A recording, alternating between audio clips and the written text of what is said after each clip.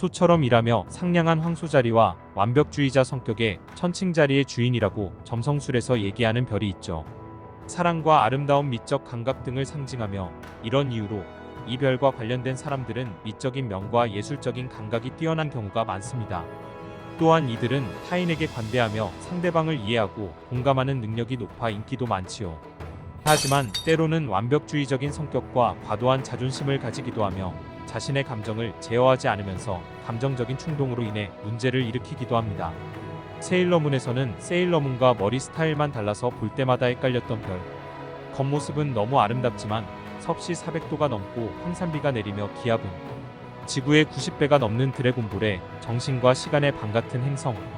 겉모습은 너무 아름다웠지만 내면만큼은 상남자였던, 군대 가기 전까지만 연락되었던, 지금도 너무 보고 싶은 금수기를 닮은 별. 금성에 대해서 알아보겠습니다. 금성은 지구와 태양 사이에서 돌고 있기 때문에 한밤중에는 절대로 보이지 않으며 태양이 뜨거나 저무는 새벽녘이나 초저녁쯤에만 관측이 가능합니다.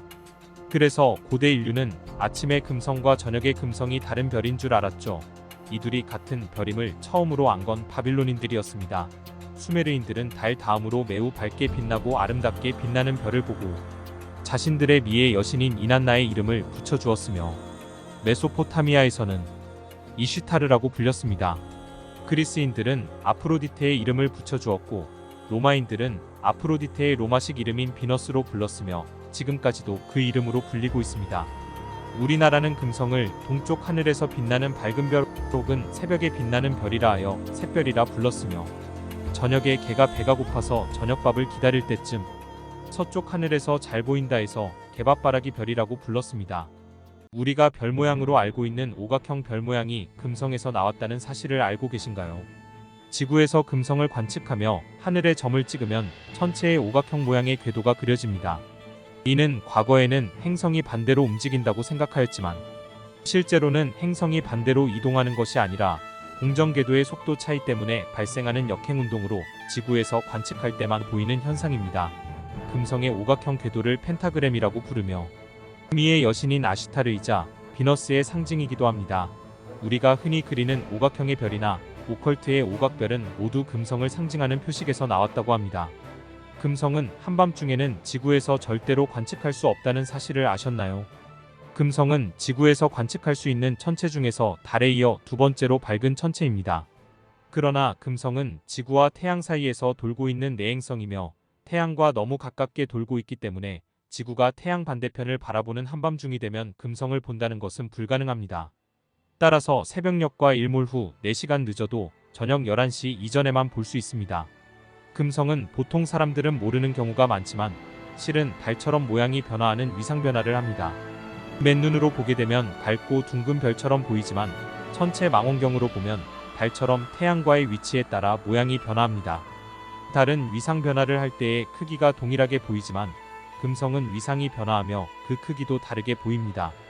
사실 모든 태양계 행성은 태양을 중심으로 서로 다른 속도로 돌고 있기 때문에 지구와의 거리가 수시로 달라지며 그 결과 보이는 크기도 달라지는 것입니다. 과학자들은 금성을 지구의 자매 행성이라고 부릅니다. 금성은 지구와 매우 유사한 크기를 갖고 있습니다. 실제로 금성은 지구와 거의 동일한 크기를 가지며 두 번째로 가장 가까운 행성입니다. 금성은 크기와 질량이 지구와 유사합니다. 이러한 유사성은 금성이 지구와 비슷한 중력을 가지게 만들었습니다. 따라서 금성의 표면에 인류가 가게 된다면 비슷한 무게를 느낄 수 있을 것입니다. 또한 지구와 금성은 모두 암석 행성으로 분류됩니다. 금성의 표면은 지구의 지각과 같은 종류의 암석 구조와 지질학적 특징을 가지고 있습니다. 금성의 대기는 지구와 유사한 구성을 가지고 있고 이산화탄소로 이루어져 있으며 엄청나게 강력한 온실 효과를 만들어냅니다. 이러한 이유로 금성은 지구의 자매 행성으로 불리고 있습니다. 금성은 태양계에서 1행성년이 1행성일보다 작은 유일한 행성인 것 알고 계셨나요? 금성은 공전 주기가 지구와 비슷합니다. 하지만 자전 속도와 주기는 다릅니다. 지구의 자전 속도는 적도 기준으로 시속 1600km이지만 금성의 자전 속도는 시속 6.5km로 세발 자전거를 탄 어린이의 속도와 유사합니다.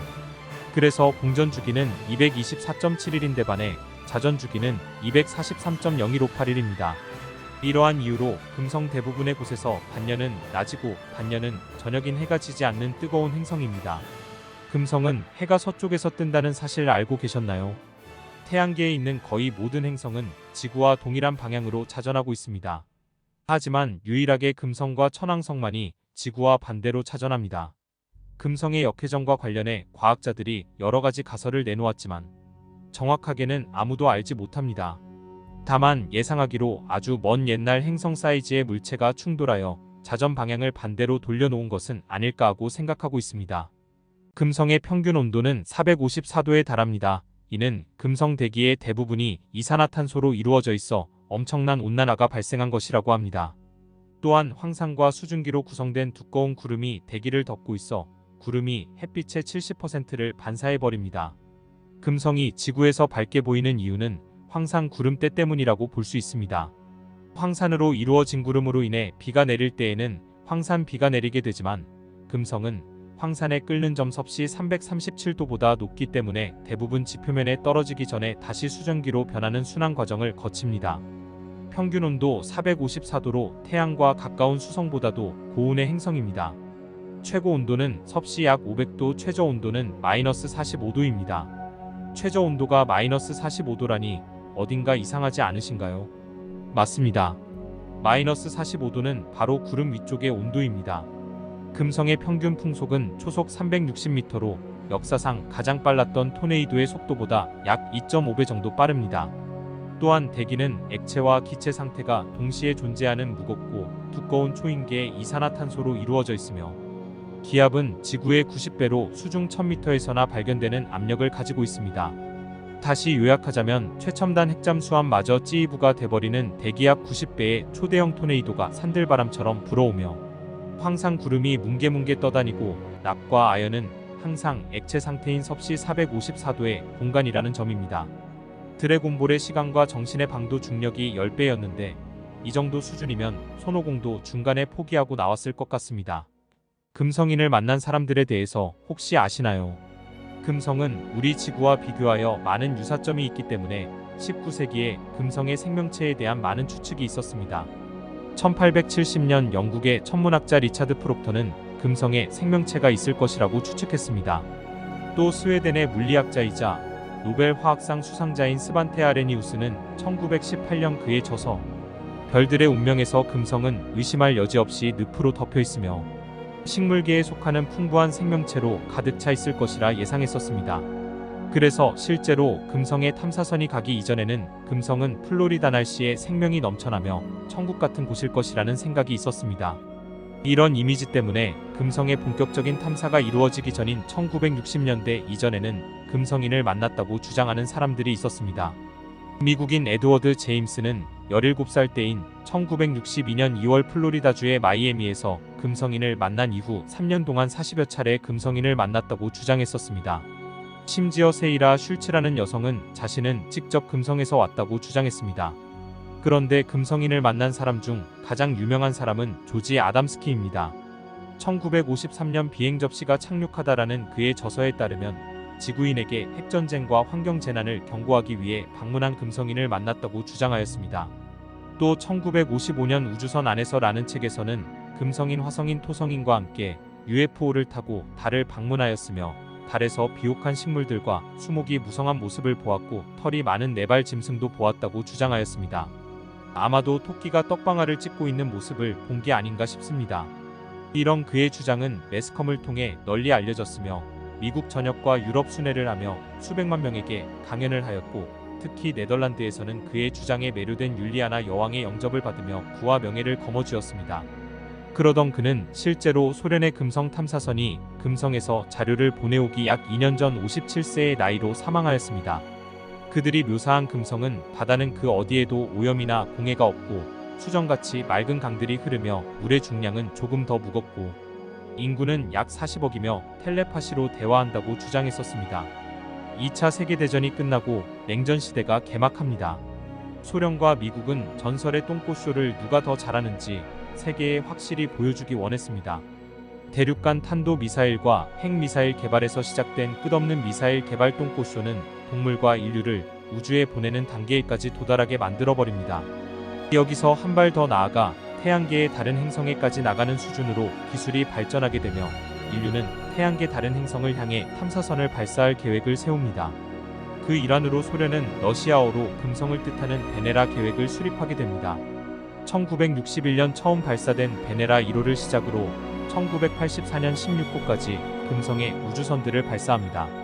원래는 16대의 우주선보다 더 많은 우주선을 보냈습니다. 하지만 전설의 우주 똥꼬쇼에 실패한 로켓에 베레나라는 이름을 붙일 수 없던 소련은 성공한 경우에만 베네라 프로젝트였다고 불렀고 실패한 로켓의 경우에는 다른 프로젝트였다고 주장하였습니다. 아니 없어요. 있었는데. 아니 없어요 그냥. 그래서 우주선을 발사할 때 한 달에 2대씩 발사한 적도 많이 있었습니다.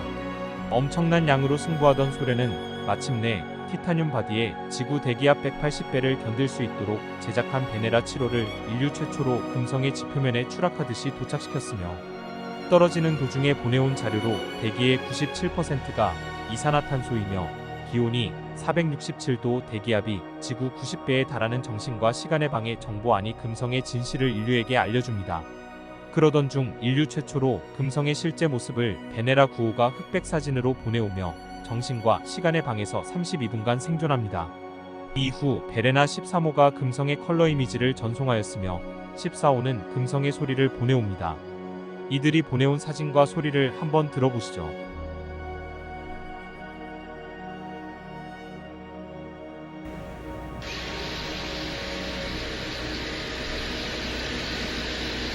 이들 역시 각 127분과 57분 이후 금성의 혹독한 환경으로 인해 기능을 정지하게 됩니다. 미국 역시 금성에 대한 탐사를 진행하였으며 메리너 2호와 5호를 통해 대기압이 지구의 75에서 100배 정도 되며 표면 온도가 500도 이상임을 측정하였습니다. 1978년 12월 4일 금성 궤도에 진입한 파이어니어 금성 궤도선은 1992년 8월까지 13년이 넘는 기간 동안 금성 궤도에서 자료를 보내왔습니다. 이후 나사는 마지막 금성 탐사선인 마젤란 탐사선을 통해 금성의 중력장과 금성의 용암이 흐른다는 사실을 발견하였으며 금성의 지도를 99%까지 완성하였습니다. 인류는 왜 죽음의 별 금성을 계속 탐사하고 있을까요? 생명체의 간접 증거가 될 수 있는 포스핀이 존재할 가능성이 있으며 혹시 모를 미생물 존재에 대한 추가적인 연구가 필요하다는 의견이 있기 때문입니다. 더불어 금성을 통해 지구 온난화가 계속될 경우와 온난화 타개를 위한 해법이 숨어 있을 수도 있기 때문에 계속해서 탐사할 가능성이 있습니다. 인류의 우주 탐사는 계속되고 있습니다. 미국에서는 대기 탐사를 위한 다빈치 플러스와 지표면 탐사를 위한 베리타스를 준비하고 있습니다. 이와 더불어 유럽과 러시아, 인도 역시 탐사선을 발사할 계획을 갖고 있습니다. 신비한 우주와 과학 이야기가 듣고 싶으시다면